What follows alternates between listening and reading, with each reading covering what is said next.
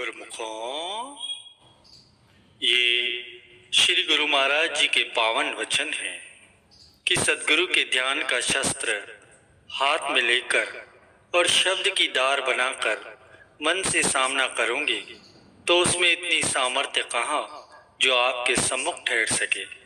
सदगुरु का शब्द आपके साथ है, वे प्रत्येक कठिनाई में आपकी निगरानी और रक्षा करेंगे। शब्द आपकी आत्मा है, शब्द ही परमात्मा है, शब्द ही सुखों की खान है। आप शब्द की कमाई करेंगे तो आपके सोए हुए भाग्य भी जागृत हो जाएंगे।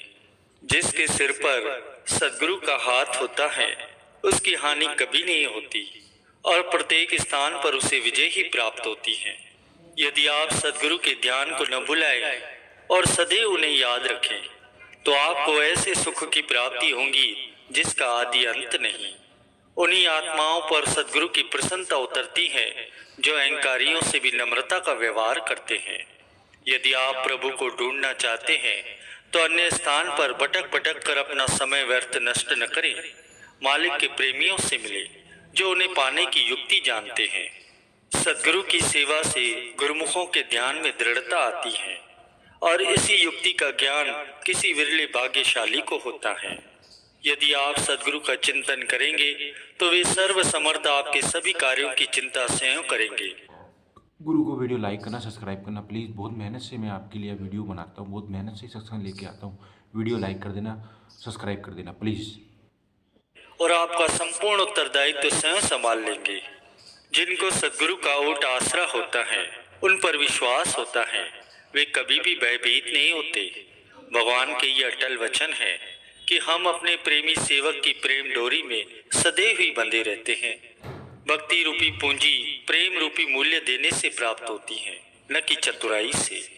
जिस प्रकार लोहे और पारस के मध्य यदि सूक्ष्म से सूक्ष्म आवरण भी होगा तो सोने में परिवर्तित होना असंभव होता है, इसी प्रकार जहाँ कपट और चतुराई का आवरण होता है वहाँ मालिक से एक रूपता होना संभव नहीं होता। यदि आप चाहते हैं कि हमारा मनुष्य जन्म सफल हो तो सदगुरु का ध्यान न भुलाएं, आठों पहर उनका सिमरन करें। जिनका मन श्री आज्ञा मानकर अहम रहित हो गया वह मालिक की प्रसन्नता का पात्र बन जाता है। सदगुरु की आज्ञा का सदैव अनुसरण करें, उसे अपने मन से मत आंकिए। सेवक को सदैव यही सोच होनी चाहिए कि सदगुरु की प्रसन्नता को कैसे प्राप्त करूं। सदगुरु की आज्ञा सदैव सत्य कर मानते चलिए तो आपके ऊपर सर्वदा कृपा वृष्टि होती रहेगी। सच्चे सेवक के हृदय में सदगुरु का सिंहासन होता है, उसे उनके समान और कोई प्रिय नहीं लगता। सच्चे सेवक के रक्षक स्वयं सदगुरु होते हैं, उसे कोई भी कष्ट या चिंता नहीं व्याप सकती। यह सदगुरु का पक्का इकरार होता है कि यदि तुम हमारे बन के रहोगे तो हम भी तुम्हारे रक्षक होंगे। जब कोई भेद न रहेगा तो तुम्हारा मन निर्मल हो जाएगा और तुम्हें सच्ची शांति प्राप्त होगी। संतों के ये वचन है कि आप प्रभु की महिमा एक चित्त होकर गाइए, वे आपकी हर बिगड़ी बात को संवारेंगे। हे सच्चे सेवक, संसारी लोग झूठे सुखों के लिए कितने कष्ट सहन करते हैं, तुम सत्य के लिए कष्ट सहन करने में भयभीत न हो। इन कष्टों के अंदर ही तो महान सुख निहित है।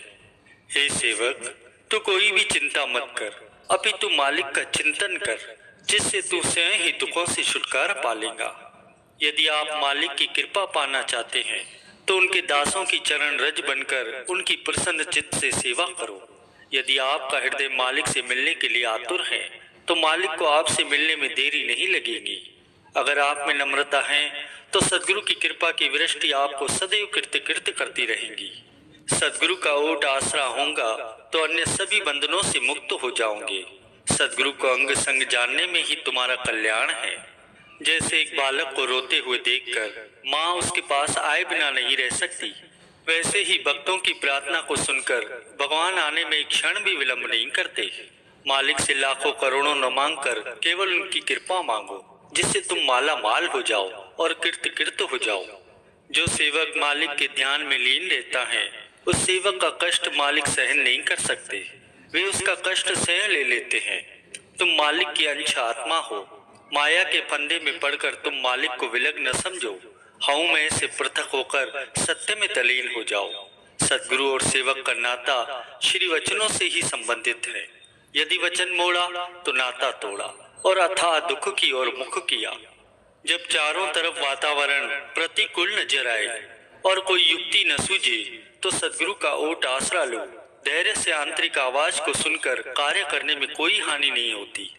बाह्य रूप में चाहे हानि का आभास हो, परंतु अंत में अत्यंत ही लाभ होगा। जिस बात पर सदगुरु प्रसन्न हो उसके ऊपर जो तन मन धन अपनी खुशी सब न्यौछावर कर दे, वही सच्चा सेवक होता है।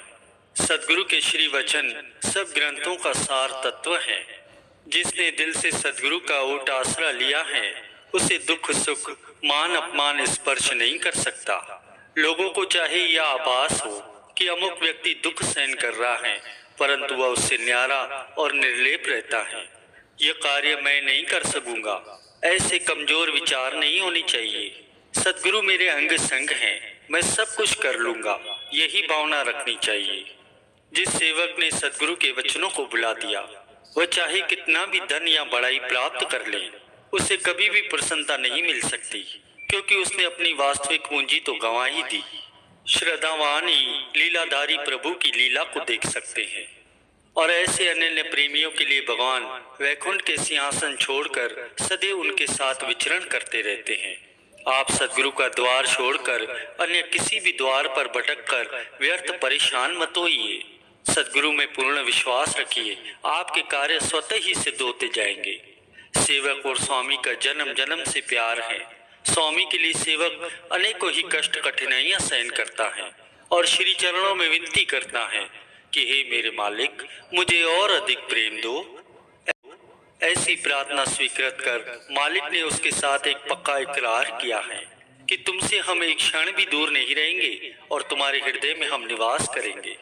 मालिक अपने भक्तों और प्रेमियों का प्रत्येक कार्य करने के लिए सदैव तत्पर रहते हैं। वे एक क्षण भी अपने भक्तों को नहीं बुलाते और ना ही उनसे दूर रहते हैं। हर समय उनका ध्यान उन्हीं में ही लगा रहता है। जो भी वे चाहना करते हैं वे पल भर में पूर्ण कर देते हैं। वे हर गुरु को वीडियो लाइक करना, सब्सक्राइब करना प्लीज़।